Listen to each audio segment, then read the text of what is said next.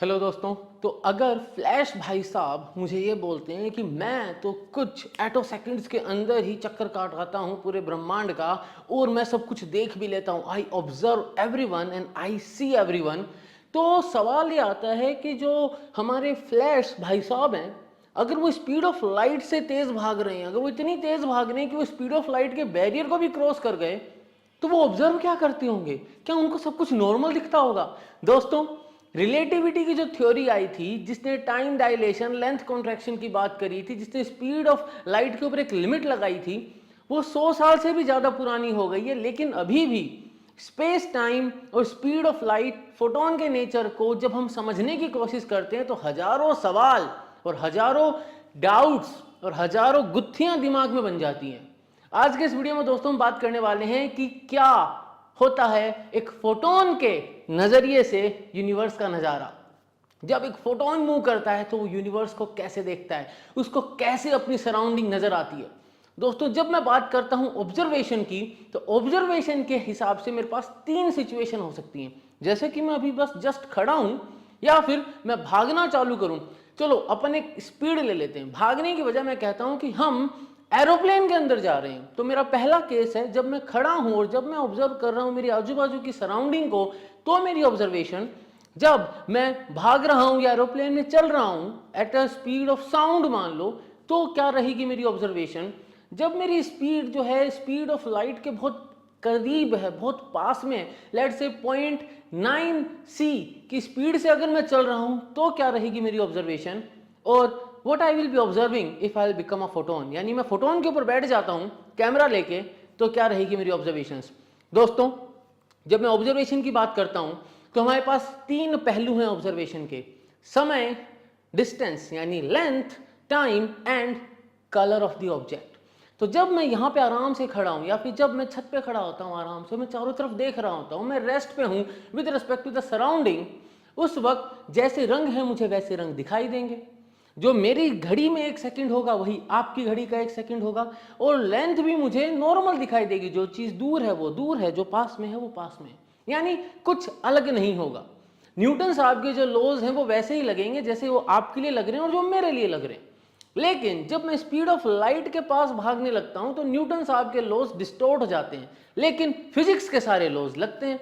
तो यहां पे कंफ्यूजन ये हो जाता है कि जब हमारी स्पीड बढ़ती है तो क्या होता है। तो जैसे जैसे स्पीड बढ़ती है, स्पीड बढ़ने का मतलब मैं ये नहीं कह रहा कि when we are travelling in an aeroplane वो स्पीड बढ़ने वाली स्पीड नहीं है। स्पीड बढ़ने का मतलब है when we are travelling very close to the speed of light. Example लेते हैं, मियोन का नाम सुना होगा। मियोन भाई साहब जब एंटर करते हैं अपने एटमॉस्फेयर में, तब वो ट्रेवल कर रहे होते हैं at very close to the speed of light. उनकी जो लाइफ है वो टोटल 2 माइक्रो सेकंड की है, और 2 माइक्रो सेकंड की जो उनकी लाइफ स्पैन है उसके अंदर उनको 1-2 किलोमीटर का डिस्टेंस ट्रेवल करके खत्म हो जाना चाहिए। लेकिन muon has been detected on earth and they have been detected on earth, यानी हर घड़ी हर पल म्यून्स डिटेक्ट हो रहे हैं धरती के ऊपर। तो धरती के ऊपर आने के लिए तो उनको तकरीबन 100 किलोमीटर ट्रैवल करना पड़ेगा।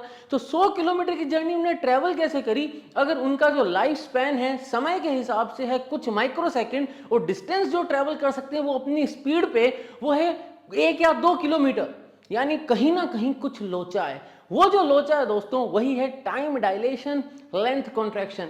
तो when we approach speed of light, जब हम बहुत तेज जा रहे होते हैं तो होता ये है, अगर मैं इस वक्त बहुत तेज भाग रहा हूं and I am approaching the speed of light, तो मेरे लिए क्या क्या बदलेगा। दोस्तों, स्पेस टाइम ये कहता है कि स्पेस और टाइम ये दोनों एक दूसरे में उलझे हुए हैं, ये अलग अलग नहीं है। तो जब मैं एक जगह खड़ा हूं उस वक्त I am not travelling in space. तो रिलेटेड टू द स्पेस अगर मैं रुका हुआ हूं then the complete motion is in the time. तो समय चल रहा है, अपनी रफ्तार से चल रहा है, 1 सेकंड और 1 सेकंड सेम दिखेगा। लेकिन जब मैं मूव करना चालू करता हूं, चाहे मैं थोड़ा थोड़ा धीरे धीरे भी चल रहा हूं, तो भी समय और स्पेस में रिलेटिव मोशन मैं कर रहा हूं, और वो जो रिलेटिव मोशन मेरा हो रहा है विद रिस्पेक्ट टू स्पेस, तो कुछ ना कुछ ऑब्जर्वेशन टाइम के साथ मेरी चेंज होंगी। लेकिन वो ऑब्जर्वेशन इतनी ज्यादा नहीं होंगी कि मुझे कोई भारी भरकम असर दिखाई दे। तो मैंने क्या करा, एक्सेलरेटर दबाया, गियर चेंज करा और अपनी स्पीड बढ़ा दी। अब मेरी स्पीड जो है वो स्पीड ऑफ लाइट के बहुत पास है, जैसे कि म्यून। तो अगर मैं स्पीड ऑफ लाइट के एकदम करीबी एक नंबर ले लेता हूं, लेट्स से 0.9 c, अगर मैं 0.9 c की स्पीड से भाग रहा हूं, उस वक्त मेरी लाइफ में क्या होगा? अब मेरा जो मोशन है वो स्पेस के रिलेटिव एक हाई स्पीड पे है, क्योंकि स्पेस और टाइम के अंदर जो मोशन होता है it has to add up to a certain value. उन दोनों की एक पर्टिकुलर कोई वैल्यू पे उनका सम होना है। यानी अगर स्पेस में आप मूव नहीं कर रहे हो तो सारा कंट्रीब्यूशन टाइम देगा, लेकिन अगर आप स्पेस में मूव कर रहे हो और आपकी जो स्पीड है वो स्पीड ऑफ लाइट के काफी पास में है, तो कुछ कंट्रीब्यूशन स्पेस का रहेगा और कुछ कंट्रीब्यूशन टाइम का रहेगा। इसका मतलब यह है कि आपके लिए रिलेटिव मोशन अगर स्पेस में हो रहा है तो समय जो है उसको अपनी साइड से कुछ कंपनसेट करना पड़ेगा। उस कंपनसेशन को ही हम कहते हैं टाइम डायलेशन। यानी अब आपका 1 सेकंड और मेरा 1 सेकंड सेम नहीं है। मुझे जो 1 सेकंड प्रतीत हो रहा है, अगर वो कोई बाहर से देखेगा उसके लिए वो समय बहुत ज़्यादा है, क्योंकि मेरे लिए समय डायलेट हो गया है, समय धीरे पड़ गया है। लेकिन अब एक प्रॉब्लम है, अगर मेरे लिए समय धीरे पड़ गया है और लेंथ में उतना ही कवर कर रहा हूं, यानी मेरी स्पीड ज़्यादा बढ़ गई है, लेकिन there is a limit. Limit ये है कि you can't travel faster than speed of light. तो अगर मेरे लिए समय धीरे हो गया है, मेरी लेंथ चेंज नहीं हो रही है, तो मैं तो इस बैरियर को तोड़ डालूंगा। इसलिए दोस्तों फिजिक्स की जो ये लिमिटेशन है वो ये कहती है कि अगर समय को डायलेट होना पड़ रहा है तो स्पेस के अंदर लेंथ को भी कॉन्ट्रैक्ट होना पड़ेगा। यानी आप जो डिस्टेंस ट्रेवल कर रहे हैं, अगर आप 5 मीटर चले हैं तो कॉन्ट्रैक्शन उसको कम कर देगा। आपके लिए वो मोशन जिस डायमेंशन में हो रहा है उस डायमेंशन की लेंथ कम हो जाएगी।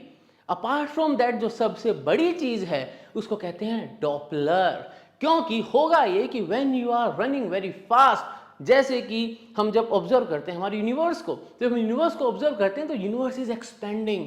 How do we know? Because हमें मिलती है रेड शिफ्ट, ब्लू शिफ्ट। अपन क्लास 11th के वेव्स चैप्टर में भी पढ़ते हैं इसके बारे में, और जब हम ऑप्टिक्स पढ़ते हैं क्लास 12th में तो भी एक छोटा सा जिक्र आता है ऑप्टिक्स के डॉपलर इफेक्ट का और साउंड के डॉपलर इफेक्ट का। लेकिन डॉपलर इफेक्ट यही कहता है कि जब आप किसी के नजदीक जा रहे हैं, यानी मान लो मेरे पास है ये एक लाल रंग की बॉल और मैं बड़ी तेज स्पीड से इसके पास जा रहा हूं, तो इसका कलर लाल से ब्लू शिफ्ट होगा। और हो सकता है अगर मैं बहुत तेज हूं तो ये ब्लू के भी परे जाके वॉयलेट को छोड़ के अल्ट्रा वॉयलेट से और भी हाई एनर्जी की साइड चली जाए और इसका रेडिएशन मुझे हाई फ्रीक्वेंसी रेंज में दिखने लगे। लेकिन वहीं ये बॉल अगर मेरे पीछे है और मैं आगे भाग रहा हूं और जब मैं इसको पलट के देखूंगा तो मैं इससे दूर जा रहा हूं, और सिंस मैं इससे दूर जा रहा हूं तो इसका जो रंग लाल है ये लाल से और बड़ी वेवलेंथ में जाते जाते मुझे रेड शिफ्ट यानी बड़ी वेवलेंथ की साइड जाते जाते मुझे हो सकता है इंफ्रारेड माइक्रोवेव की साइड दिखने लगे। ठीक है, मैं ऑब्जर्व नहीं कर सकता उन रंगों को, लेकिन अगर मेरे पास कोई डिटेक्टर है तो वो उसको ऑब्जर्व कर पाएगा। और ऐसा ही कुछ हुआ था कॉस्मिक माइक्रोवेव बैकग्राउंड में, यानी ये बात सच है, क्योंकि जो हाई एनर्जी रेडिएशन निकला था बिग बैंग के टाइम पे एक्सपेंशन ऑफ यूनिवर्स के चलते चलते, वो आज जब हमें मिलता है तो वो माइक्रोवेव रीजन में मिलता है। जब कोई बहुत बड़ा भयंकर भारी स्टार बना था तो बहुत हाई एनर्जी रिलीज हुई थी। वो जो एनर्जी है वो अब हमारे पास जब पहुंच रही है बिलियंस ऑफ ईयर्स का जो समय है उसको ट्रेवल करते हुए, तो वो अब हमें इंफ्रारेड में मिल रही है। तभी तो JWST जो है वो इंफ्रारेड रीजन में देखना चाहता है, तभी तो वो 5 केल्विन पे देखना चाहता है, क्योंकि उसे देखना है कि पहला स्टार कब बना था। वो अभी नहीं बना, वो समय में बहुत पहले बना था, और तब से अब तक में यूनिवर्स एक्सपैंड हो चुका है, डॉपलर इफेक्ट काम कर रहा है। यही नहीं दोस्तों कि जब मैं बात करता हूं रिलेटिविस्टिक स्पीड्स की, तो उस वक्त की सिचुएशन कुछ ऐसी है कि अगर मान लो मेरे पास एक फोटोन है जिसका टेम्परेचर सिग्नेचर है 3 केल्विन, बहुत कम है 3 केल्विन दोस्तों, very close to 0 kelvin. 3 kelvin का अगर एक फोटोन है उसका एनर्जी सिग्नेचर 3 केल्विन का है, और अगर वो आके एक प्रोटॉन से टकराता है just because of relativistic speed and Doppler interaction, वो उस प्रोटॉन को तोड़ देता है और वहां से हमें नए पार्टिकल्स मिल जाते हैं उस इंटरेक्शन से। अब इसी को एक और पर्सपेक्टिव में रखना चाहूं तो जब हमें किसी चीज को लेजर के थ्रू ठंडा करना होता है, उस केस में हम यूज करते हैं इसी फिनोमेना को, जहां पे अगर कोई चीज आपके पास आ रही है तो आपको उसकी फ्रीक्वेंसी इंक्रीज दिखाई देगी। Let's go to structure of atom. Structure of atom ये कहता है कि एनर्जी बैंड गैप जो है उसके अंदर अगर मैं एक फोटोन को डालता हूं जिसकी एनर्जी बैंड गैप के बराबर है, तो इलेक्ट्रॉन उसको एब्जॉर्ब करेगा और जंप कर जाएगा। मैंने क्या करा, मैंने फोटोन तो डाला लेकिन उसकी एनर्जी थोड़ी सी कम है, इतनी ही कम है कि अगर वो एटम लेजर की साइड आ रहा है तो उसको ब्लू शिफ्ट होने के कारण फ्रीक्वेंसी ज्यादा दिखाई देगी, और इतनी ही सफिशिएंटली ज्यादा दिखाई देगी कि वो एटम इस रेडिएशन को एब्जॉर्ब कर लेगा, जिसकी एक्चुअल फ्रीक्वेंसी बैंड गैप के लिए रिक्वायर्ड जो फ्रीक्वेंसी उससे कम है, लेकिन डॉपलर के कारण उसको फ्रीक्वेंसी ज्यादा दिखाई देगी, तो उसको एब्जॉर्ब करेगा, ऊपर कूद जाएगा, और जब वो ऊपर जाएगा, एक्साइट होगा, तो जब वापस अपनी ग्राउंड स्टेट में आएगा तो वो फोटोन को इमिट करेगा, मोमेंटम ट्रांसफर करेगा, and this whole process after repeating many 100,000 times brings down the temperature to almost very close to 0 kelvin, और ये अचीव करा जा चुका है लेबोरेटरीज में। तो यानी ये जितने भी फिनोमिनाज हैं सब सच हैं। लेकिन अगर आप फोटोन हैं तो क्या होगा? तो इसको मैं एक सवाल के तरीके से आपसे पूछता हूं दोस्तों। मान लो मेरे पास एक स्लिंकी है और मेरे पास एक बॉल है।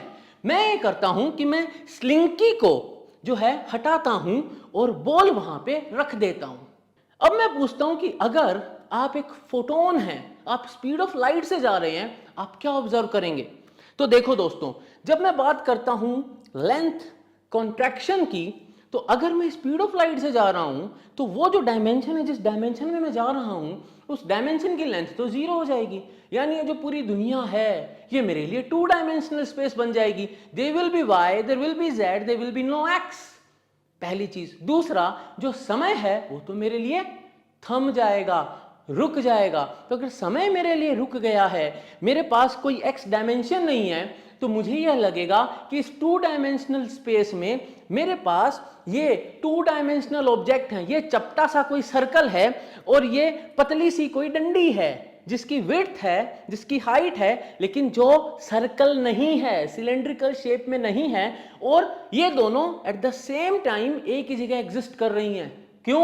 क्योंकि समय तो परिभाषित ही नहीं रहा ना, समय तो आगे बढ़ा ही नहीं। यानी जिस समय पर यहाँ पे ये स्लिंकी था, उसी समय पर यहाँ पे यह बॉल भी है, एक चीज। दूसरा, क्योंकि अगर मैं फोटोन हूं तो या तो मैं इसके पास जा रहा हूं या मैं इससे दूर जा रहा हूं, तो मुझे कलर भी असली दिखाई नहीं देंगे। लेकिन दोस्तों, जो इसका सही आंसर है वो इससे भी ज्यादा वियर्ड है, क्योंकि ये फोटोन की कहानी है। होगा ये कि फोटोन को कुछ भी ऑब्जर्व नहीं हो सकता।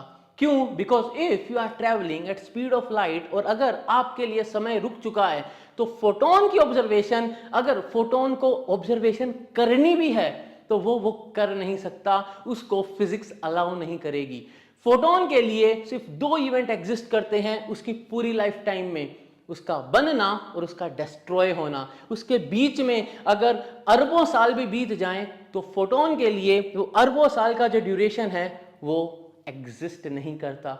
यानी अगर आप स्पीड ऑफ लाइट से ट्रेवल कर रहे हैं, वैसे तो उसके लिए बहुत सारे कंस्ट्रेंट्स हैं। तो अगर अपन फिर से आते हैं फ्लैश भाई साहब से बात करते हैं, भाई फ्लैश भाई साहब आप कैसे ट्रेवल करते हैं स्पीड ऑफ लाइट से? तो फ्लैश भाई साहब जो हैं वो अगर फिजिक्स से एक्सप्लेन करना चाहेंगे तो वो फंस जाएंगे। क्यों? क्योंकि अगर किसी मास पार्टिकल को स्पीड ऑफ लाइट से ट्रेवल करना है तो सबसे पहले उसको मास छोड़ना पड़ेगा, उसको हिग्स फील्ड से अपना इंटरेक्शन छोड़ना पड़ेगा, और जैसे जैसे आप स्पीड ऑफ लाइट के पास जाएंगे, आप 0.9c, 0.91c, 0.92c ऐसे बढ़ते जाएंगे। जब स्पीड ऑफ लाइट के पास, आपको जो एनर्जी रिक्वायर्ड है वो इनॉर्मस होगी। रेदर एक मास पार्टिकल को इनफाइनाइट एनर्जी चाहिए स्पीड ऑफ लाइट से ट्रेवल करने के लिए, तो वो तो आप कर नहीं सकते, because you don't have infinite energy. तो क्या होगा? इसका मतलब ये है कि आप हिग्स फील्ड से अपना इंटरेक्शन हटाओ, आप अपना मास छोड़ दो, तब आप फोटोन बन पाएंगे। लेकिन अगर गलती से भी आपके मन में ये इच्छा हुई कि यार चलो कुछ ऑब्जर्वेशन तो करें, दिवाली के पटाखे तो देख के आए, नहीं कर सकते दोस्तों।